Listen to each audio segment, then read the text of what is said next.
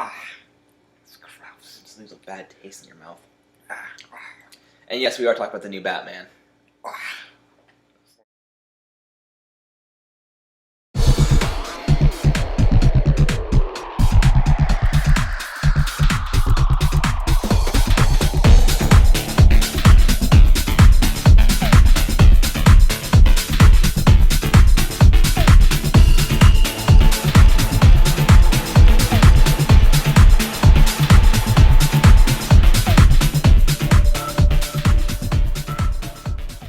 Hey everybody, I'm Anthony. And I'm Zane. And this is the Dynamic Buzz. Today is July 25th, and today we're going to bring you the latest in comic book news, along with our top 10 highlights that came from San Diego Comic-Con. How are you going to start off our top 10 list? Well, top 10 will go from 10 to 1, Yeah. because, gotta build the suspense. And so we'll start out with the new X-Force movie. Now, I've never been a huge fan of Rob Liefeld. The guy can't really draw feet, and I don't think he's ever taken an anatomy class, and it makes me wonder if he's actually a human and not a reptilian person. But the new X-Force movie is coming out, and there's a lot of conjecture about who's in the lineup, and there's a lot of options for the lineup. We have no idea where they're going to go with this movie. There's no precedent of the New Mutants, which is what the X-Force used to be. Mm-hmm. To give you a quick history of X-Force, it's a book that came out in the 90s, around the same time as all of the hard-edge 90s books were coming out. It was Liefeld's revamp of The New Mutants, which was a book that came out in the late 80s, early 90s, that was, like, sort of a reboot of the teen angst that goes on in X-Men. The idea of, like, the discovery of the self and how we're all different. And then Liefeld just decided that the best way to make that better is adding swords and very large guns and pouches. Obviously. You make everything better with firepower. So that book got a revamp, and it introduced the character Cable, who has one of the most convoluted stories of any mutant ever. And he brought with him his second-in-command, Domino. And Domino is this hard-edged woman assassin, very similar to Cable. The New Mutants carried over Deadpool, and the lineup for the original X-Force was Cannonball from New Mutants, Wolfsbane from New Mutants as well, Boom Boom, I believe she was in New Mutants and gave herself a new name, and Richter, and oh god, I can't remember the other one's name. He has two swords and sort of a red costume. Give him a quick look up while I go on this other one. But they got a reboot recently, and they are these really slick black and white costumes of Wolverine, Deadpool, Domino, Archangel, Warpath, and this other character who I can't remember. And I'd be really interested to see this lineup show up in the new X-Force movie. I think that it really is the best iteration of them. Really cool designs. They're sort of like the Black Ops of the X-Men. Yeah. And it gives Deadpool a chance to come back on screen and be really, accessible, give him a team book, give him someone to banter with, because the big thing is banter for Deadpool. Yeah, I mean, it could only go so far with him talking to himself. Yeah, exactly. He needs people to talk to. Can you scroll up real quick? It was one more. A bit more. It is not on that list. That's weird. Well, we'll add a little thing at the bottom of the screen. Well, we will definitely get back to that. So that's for the X-Force movie. I would love to hear what everyone has to say about this. Who should be on the X-Force? My vote is Deadpool, Archangel, Wolverine, Domino, Cable, and that's my 5. What about you? Well, I don't really have, I wasn't really into X-Men growing up. I wasn't focused. I don't know all the different mutants, but basically what you listed, Deadpool, everyone's been wanting to see a Deadpool movie. Wolverine, you can't go wrong with. I knew Domino from but Domino's not in it, is she? Yeah, Domino is in it. I knew her from the TV shows. So basically it's just, I don't know, I'm a mainstream Marvel person. So anyone that's been on a TV show is probably someone I would have on my team. And that's the great thing about that new X-Force book. The reboot is it was a lot of characters people were really familiar with in a different setting. They let them have that hard edge that X-Force wanted to have, and come on, the name's X-Force. Yeah. Of course, it's going to be something a little bit more violent, a little bit more aggressive, but it's not trying to be anything else, it's not pretending to be anything else, and it's basically the collection of mutants with knives. And I just wanted to watch a movie with mutants with knives, so... Yeah. Let's go on to number 9. All right, number 9, I'm going to pick being DC announced that they are going to not only, take another big step into animation, but they're going to make most, if not all, of their new upcoming animated movies and series based off of the New 52. They already announced that the first movie they're going to do in 2014 will be Justice League. I want to say it's called Origin, but I'll have to get back to you. I'll leave a little thing on the bottom. Basically, it's going to be based off of Jeff Johns and Jim Lee's first run of the New 52 Justice League, where it was, the 7 heroes come together and they team up to take on Darkseid and the invading force. I feel like if it was a live-action movie, it would have been a terrible start. But for a book and for an animated movie, it would be awesome because they're going to hit different points. Now, does this mean that we're not going to see some retroactive DC movies? Because they've been doing that where... The DC animated did like Justice League Elite. They went back into the early 2000s for Tower of Babel, which was instead Doom. Because I know I've been wanting to see some of the Elseworlds turn into animated films in the styles of the different creators. Well, from what I've heard, they probably will go back and do stuff. I mean, there's no reason that they shouldn't. But I think to combat Marvel and their cinematic universe, they're going to say, well, our animated universe is going to be a little bit more mainstream. It may not be done by the same artist, but they're all going to be tied towards one thing. Even in, I've noticed that for the upcoming Flashpoint movie that the characters look kind of similar to the way they were in the Young Justice series. So it's just going to be on a straight arrow, trying to make it so that people coming in, it's going to be done more for the new people coming in. Yeah. But at the same time, they're going to be like Court of Owls. Like, that's what I'm hoping for. Yeah. Court of Owls. Court of Owls would be great as an animated movie. I would love to see that. Hopefully that means that we'll just see more creative DC shorts. On that note, Bruce Timm, who, the genius behind the Batman animated series, Superman animated series, Justice League Limited, Static Shock, basically any of the classic, Zeta as well. Zeta, any of the basic classic animated series of the superhero, especially for DC, Bruce Timm did. But he's retired earlier this year, and he was like, I'm going to step away from the animated universes for a while. But then came up saying, hey, I would love to do some DC shorts. So like on DC Nation, we may see some shorts done by him. Excellent. He also mentioned that if he does go back to doing series, he would really like to step into the Marvel universe and do Marvel series. That would be pretty hot. I could get behind that. Awesome. Yeah. Yeah. So that's number 9. Comment below, let us know what you think. If you think Bruce Timm going into Marvel would be a cool idea. If you even like the idea of the New 52 being our new focus for animated movies, because I know a lot of people aren't 100% on the New 52 wagon. Yeah, who would you like to see Tim do in the Marvel Universe? What DC shorts would you like to see? And what have they not done that you want to see animated? All right, moving on to number 8. This one is called Agent Carter. So, do you remember in Captain America, the first Avenger, his love interest, Peggy Carter? Yeah. Yes. Well, they're going to give her a one-shot. It was shown it had been announced before, but they kind of showed it at San Diego, where basically the poster of it, it looks like an old classic, like a pinup girl sort of deal. Kind of spy, yeah. Okay. Like they had it's done by a brush, and it looked really cool. I haven't seen it, and I really didn't want to look too much into it because I like to be surprised by things I watch. Yeah. So basically, it's going to be a little bit about her being a spy, and that she wasn't just the love interest, pretty girl who somehow was in the army and took orders from Tommy Lee Jones. To be fair, for her to have the rank, because I believe she was a captain in the film, for her to have that rank at that time as a woman, she would have to be badass. Mm-hmm. And Carter is the name of another agent in the normal Marvel universe, in the book universe, later on in S.H.I.E.L.D. Mm-hmm. So she could be sort of a descendant. Yeah. We'll see some very interesting things there, and I have seen the poster you're talking about, and it reminds me a lot of Steranko Nick Fury covers.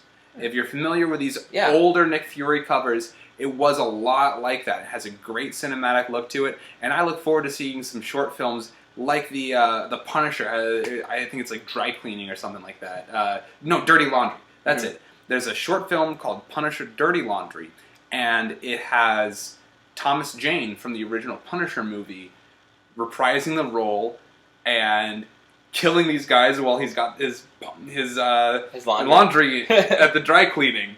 It's just great. Look it up. It's on YouTube. Definitely check it out. And what else would we like to see in the short film format? Because that opens up a whole new basket. Yeah, no, most of the one-shots have been focused on Agent Coulson, but I guess they're going to take all of his stuff and put it in the new Agents of S.H.I.E.L.D. series. Yeah. But yeah, so check this out. It's going to be attached to the Iron Man Blu-ray disc. You can't buy it. You can't see it unless it's on Blu-ray, unfortunately. But yes, that should be available September 24th.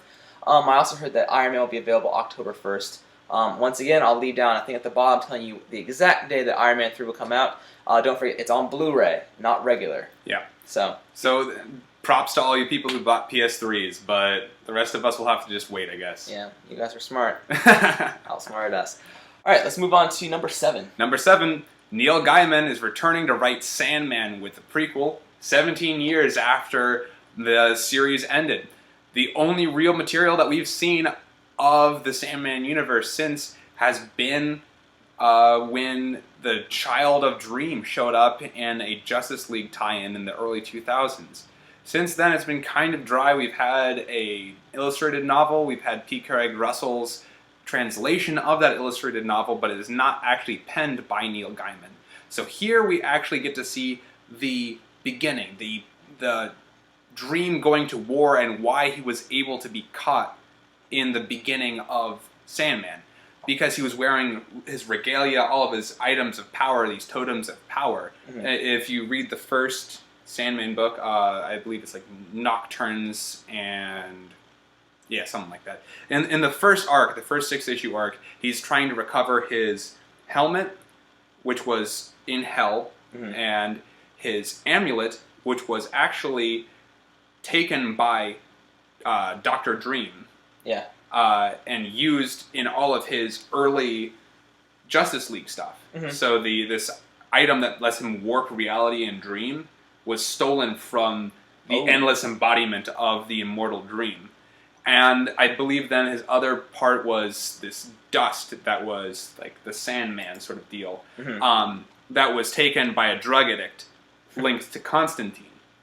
So we'll get to see everything that came before, why he was out, why he was in this weakened state, what brought him to that, and it'll be a great addition to that universe. It'll be a great lens into the further expanded Dream before it starts to have this decline that we witnessed in Neil Gaiman's original arc. Yeah. So I'm really excited for that. I mean, I've read a little bit, but I don't know as much as you do. But yeah, I mean, I'm excited for it because that's like the biggest comic book news that came out of San Diego this week. And it'll be great for people to get re-interested in the series. And I think that's what they're really trying to do is people have sort of stepped away, the more casual readers have stepped away from Sandman because it is such an immense tome. Maybe with a smaller series that does not require any of the previous investment, where you can just sort of see it and it's a throwaway almost. Not really a throwaway, that's a poor phrasing, but there is this chance to just jump into it and not be required to read all the rest of it, but hopefully you'll be so interested and engaged that you'll want to. Yeah. So, on to number 6. Alright, number 6. For all you Arrow fans out there, they released teaser reel, but we're going to call it the teaser trailer.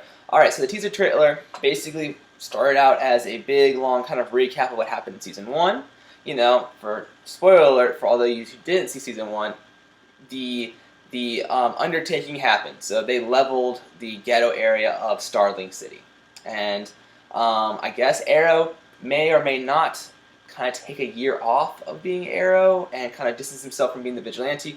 Anyway, we've heard a lot of news about Summer Glau, the actress who was in Firefly. She was also in Terminator. Yep. She's also... It wasn't Salvation, it was the Sarah Connor Chronicles. Sarah Connor. She's also been referred to as the series killer. Ooh. Because she has a bad habit of joining a series and it getting canceled, like the 2 we just mentioned. But anyway, she's supposed to join the cast as, I think it's Isabel Rockveg or Roshev? Roshev. She's supposed to be like a new. She has a company. She's trying to buy out Queen Industries. Okay. So she'll be almost like the. I'm not sure if she'll ever be an ally, but she'll be like the business nemesis. Maybe like an antagonist that we can have. That'll be interesting because that's never actually been a role that she's had. She's never been the antagonist. Yeah, she's always been sort of this protagonist, scary, autistic type, either robot or genetically engineered. Yeah, she's actually human this time. Yeah. Oh, she's not. I should be like he's the big hybrid robot. But he's a shapeshifter the whole time.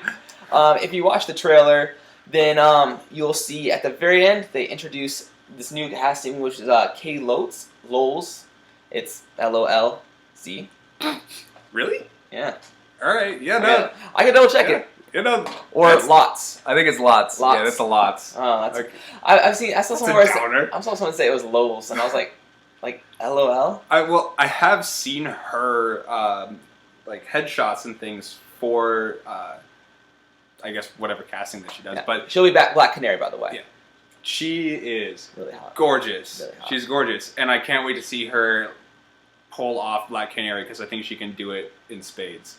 I've been wanting to see Black Canary since they had the whole Birds of Prey TV series and didn't even have her in it. Yeah. Yeah, well, Birds of Prey was just weird in general. She was in like 2 episodes, I guess. It's this like old cougar. It was weird. Well, it was the old like Justice Society.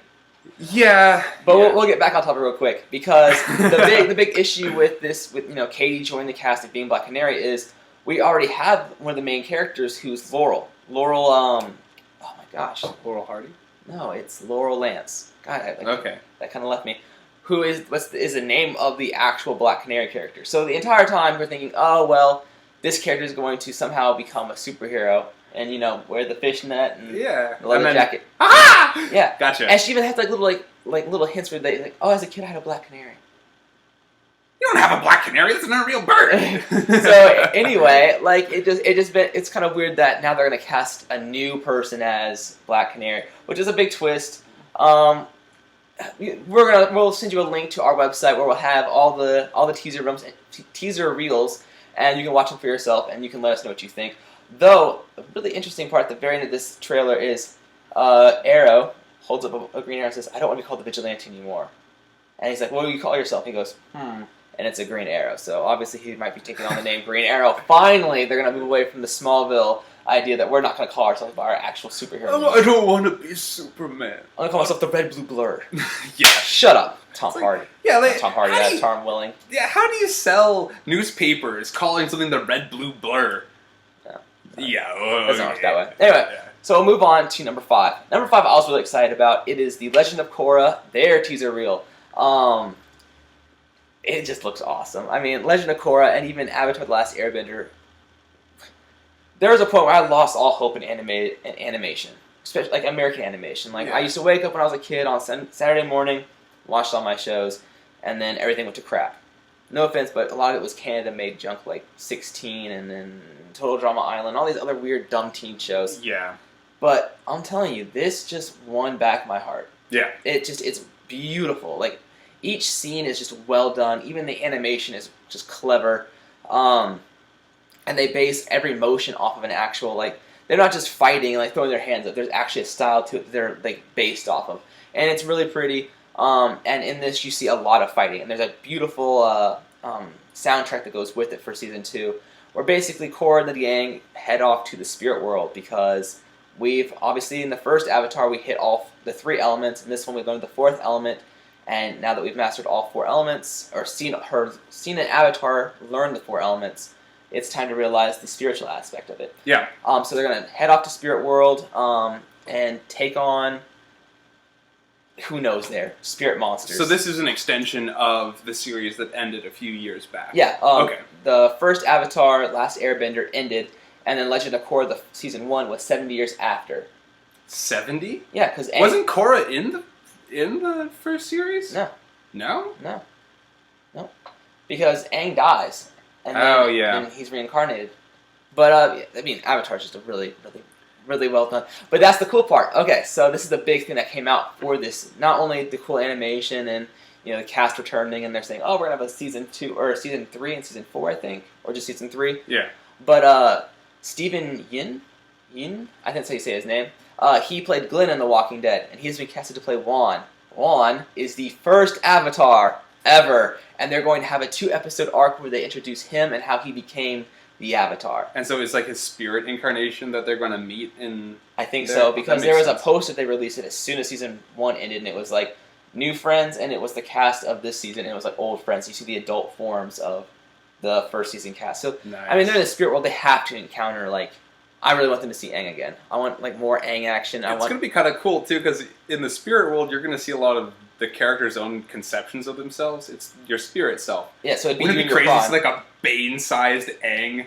Aang will probably be in his like 40s. Like we've seen him in his 40s. Like when he talked to Korra at one time, you see him like that. But this is gonna be sad because Katara is the only one still alive, so she will be the only one not in this. So she really won't be in the spirit world unless she dies in this season. What if she might like meditate and be able to sort of contact her? Only sort of like Madame Web style talk, and then like halfway through she dies. Only the Avatar has really been able to do that, and I mean you see one of Aang's granddaughters meditate, but I think it's because she's an airbender, and airbenders are more in tune with the spiritual realm. But yeah, that will be in our webpage with a teaser reel, so you definitely should watch that. Let us know what you think. Let us know how just excited you are, because I'm excited. Yeah. And to sort of tangent off of Glenn and The Walking Dead, our 4th point is The Walking Dead Season 4 teaser trailer. It was freaking awesome. It was awesome. You're going to get a lot more Dale. Or not Dale. Gosh. You're going to get a lot more Daryl. A lot of Daryl. Unless you want more Dale, I mean, he got mauled. Oh, he's still dead. He's starting to back. decompose. Look at the worms. It's so fascinating. Yeah. But yeah, so in this, you're going to see... basically, another spoiler alert, if you haven't seen the end of Season 3, then, skip this part.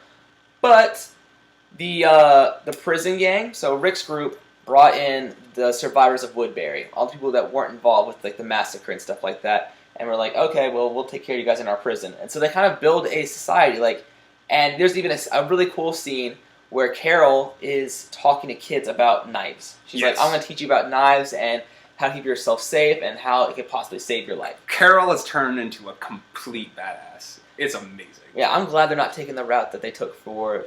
I really hope they start... They said this would be the closest to the book that any of the seasons have had. Which scares me, because you know what happened in the book... For Carol? With the prison. Yeah. I'm not even... I don't know. It will happen, because... Yeah, because the... Spoiler alert. Watch it. Everyone dies. And we're going to go George R.R. Martin up in this show. But no, you need to definitely watch it. It kind of even showed a scene where Tyrese is either beaten up or something. He's in the back of a car, and they were in a crash. Yeah, a crash, and they're swarmed by walkers, and everyone gets out and runs for it except for Tyrese. And then Tyrese is just surrounded, and he just pulls his hammer up. So I mean, who knows where that's gonna go? I want to say, he's gonna pull out, but there's no way you could survive that with a hammer. Yeah, unless he's Thor. And all you need's a hammer. When you're Thor and you have a hammer, everything looks like a nail. Yeah. Now, I was really excited because we get to see Michonne riding a horse with her katana. That's cool. Yeah, maybe we'll see something like that, because in the books there was some chemistry between Tyrese and Michonne. Mm-hmm. So we'll see how that goes. Let us know what you think about it. Let us know where you think the direction is going to be, what sort of comparison we'll have with the book, and how similar they're going to be with what we have and what we don't. And the main question is, do you want there to be more references to the book, or do you like the fact that this is the what-if universe of The Walking Dead?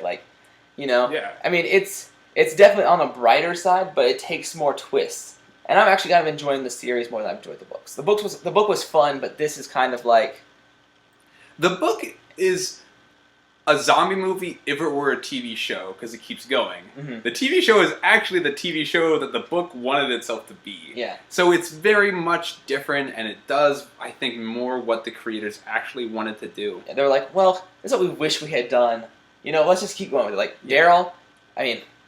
It's almost like American Idol. If you really like these characters, they're not going to die. Like, Daryl is not going to die for a while. Daryl's the Vegeta of the show. If he dies, people lose it. Yeah. I mean, there are people who've even threatened to stop watching. Because that's part of the, I guess, the fall of these shows.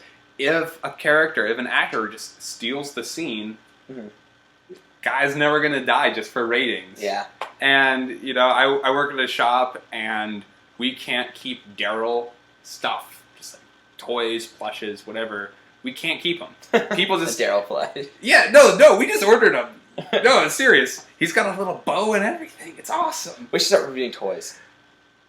That's a good idea. I'm down with that. We could totally get a Diamond for review copies.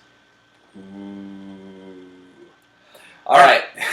On to the next one. Oh, this number 3 is mine. Yeah, number 3 was base for him. I'm going to be quiet for a while. Godzilla 2014. We finally got in the Godzilla Experience. We got to see him. He's there. He's big. He's bigger than he's ever been before. They scaled him up for they scaled him up for New York, and it's God, it's amazing. Oh my Godzilla!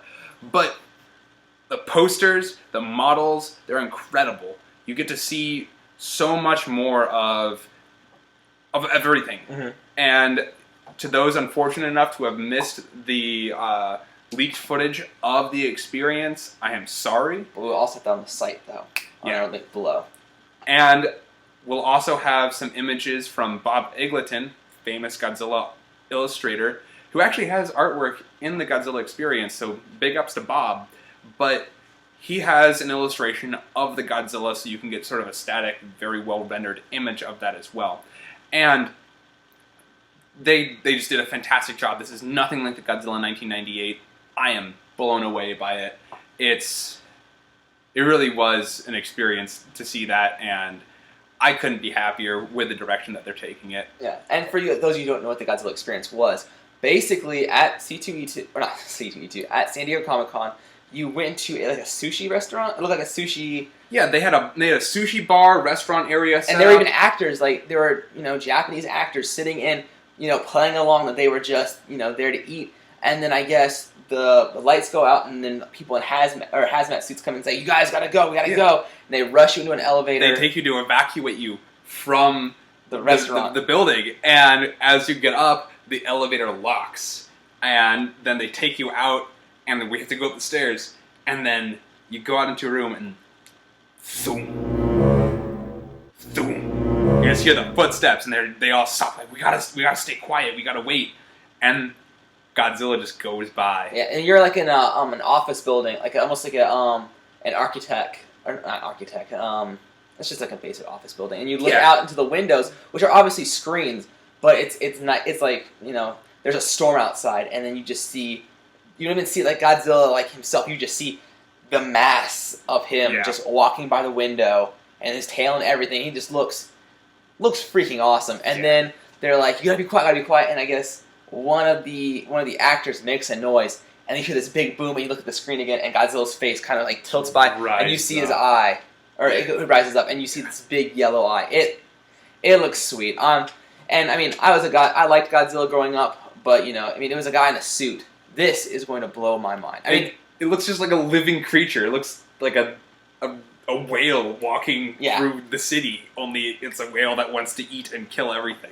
I mean, and they also said this one is not going to be like the Godzillas that we've known lately, where they all have a personality. This Godzilla is a force of nature, like the original one was. Like he's not doing anything out of anger or vengeance. It is just nature. If anything has been comparable, because I've been following all of the different updates to this, and I believe it's Garrett.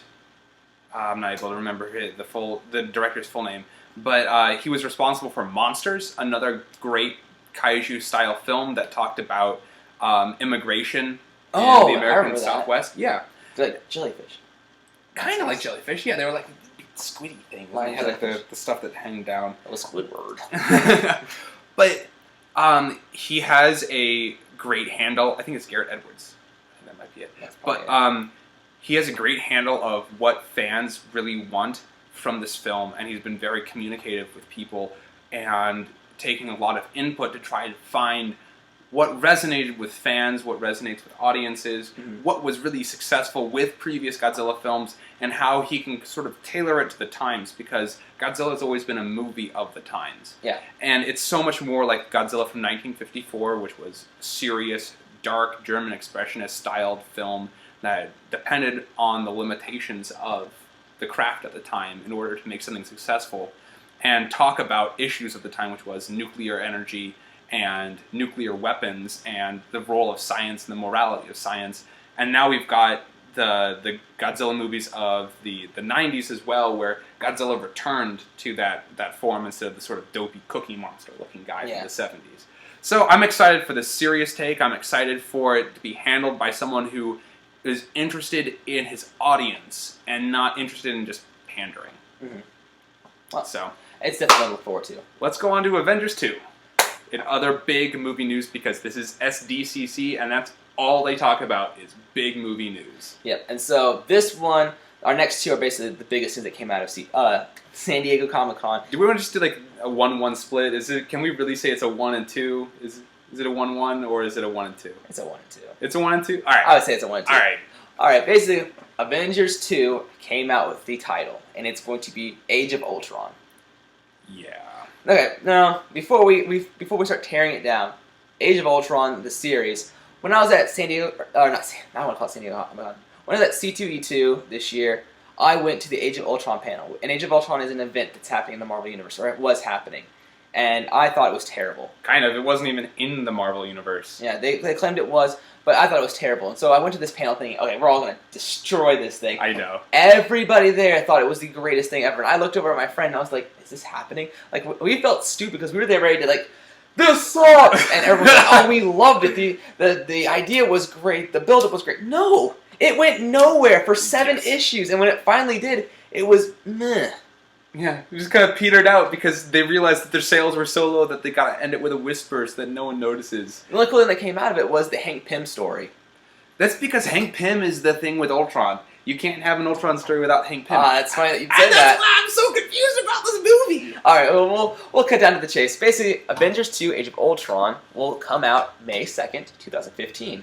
Ultron will obviously be the main villain. It won't be Thanos, because apparently Thanos won't even be in the Avengers series. Nards. And Ant-Man, Hank Pym, who we just talked about, was the creator of Ultron. Ultron is a machine who, is linked into the World Wide Web. Like, he can send his consciousness in different places. He can control.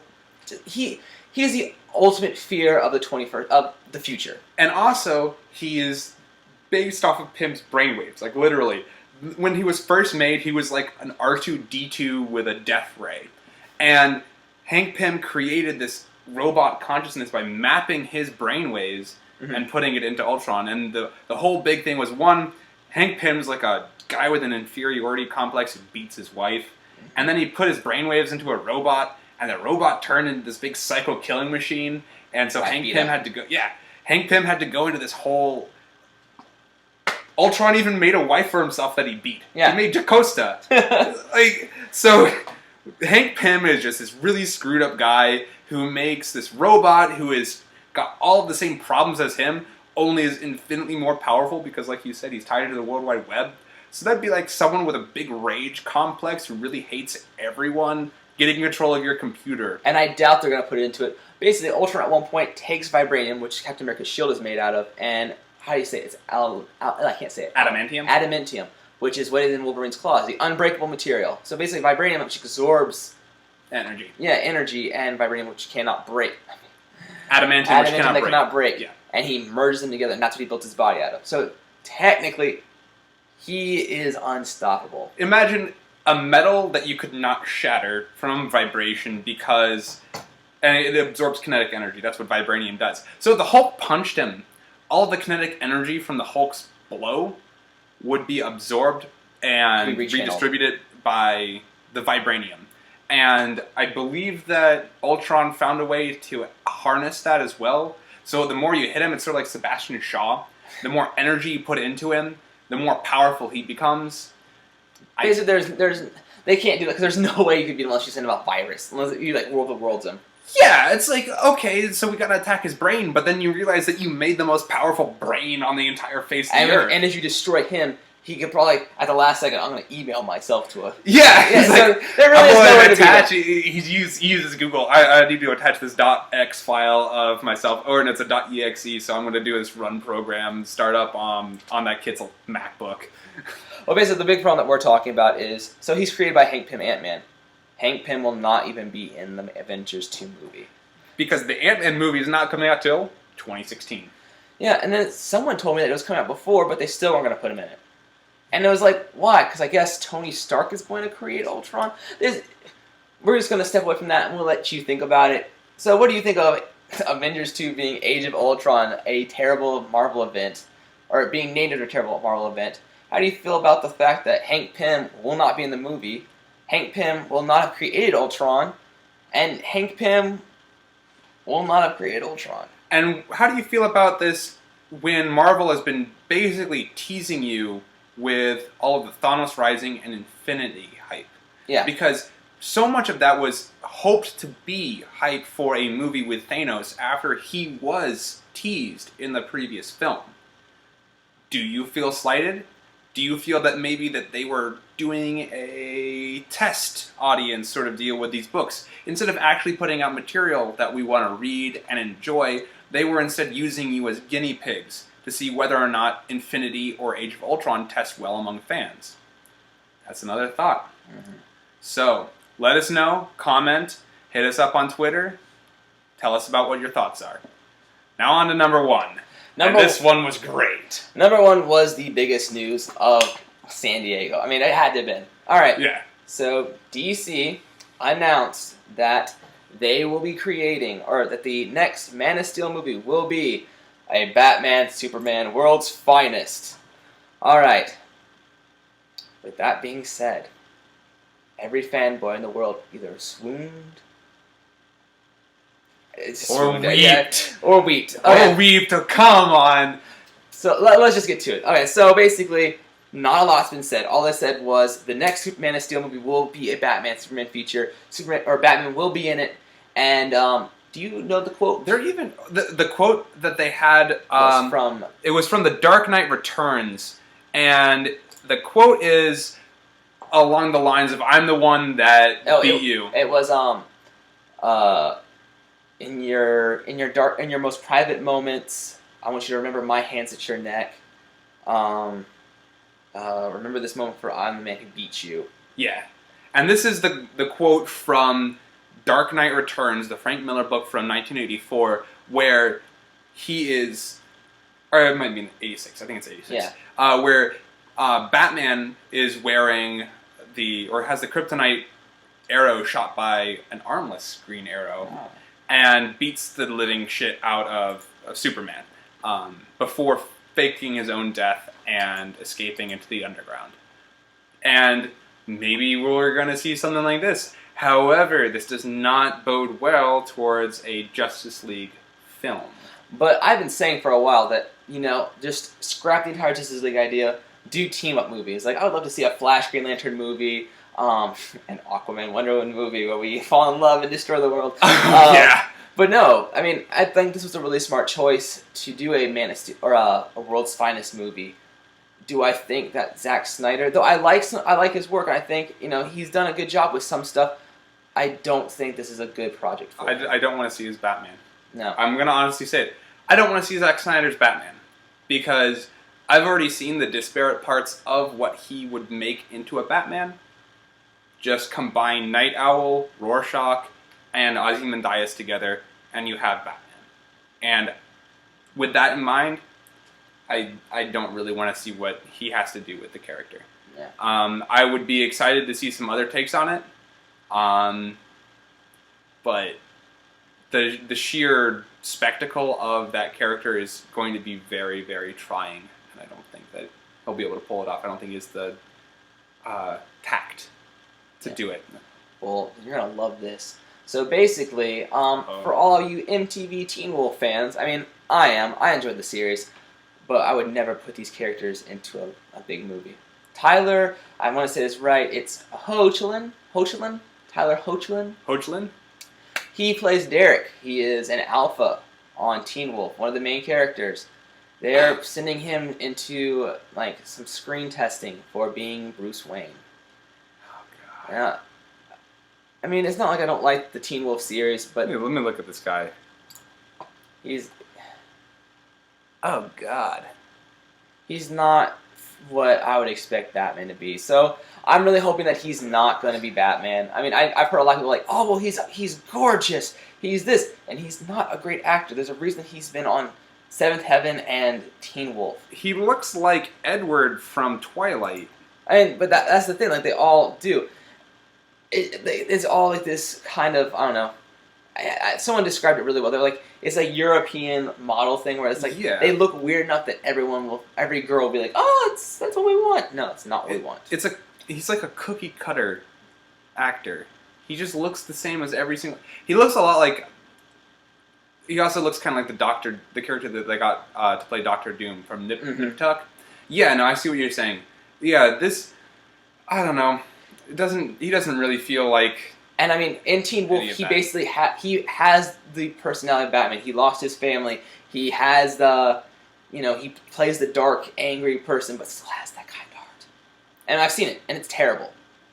I mean, it plays well for a TV series, but it will not play well for a movie. And so then this just comes down to marketing then. Yeah. It comes down to the fact that people have probably talked about on the internet that this guy has a similar story, that they think, oh, he could totally pull this off. And so they're totally going to grab at that MTV audience. There's no reason for them not to. It's smart business for them to do this. It may not be what we as the fans want to see, but it's smart business for them to take a character who's been tested already on a successful show, doing the same type of character, and then playing it on the big screen.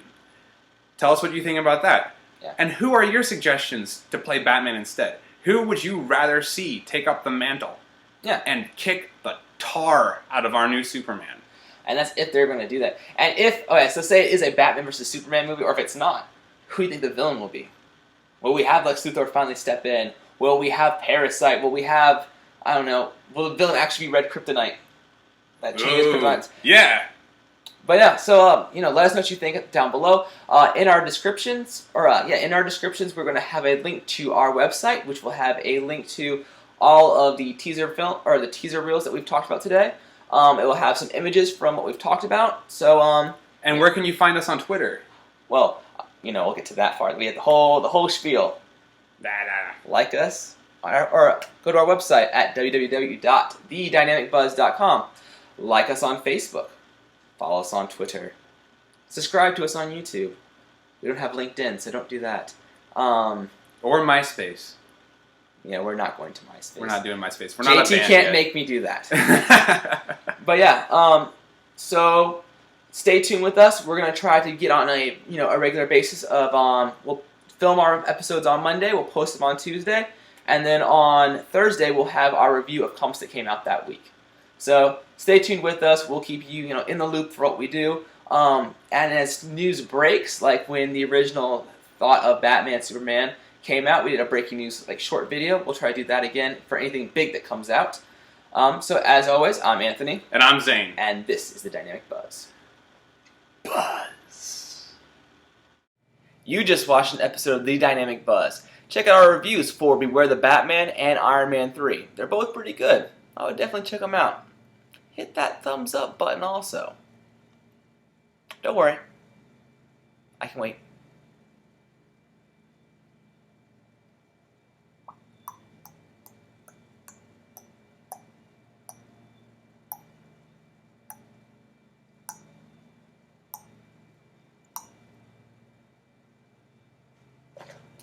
Still waiting.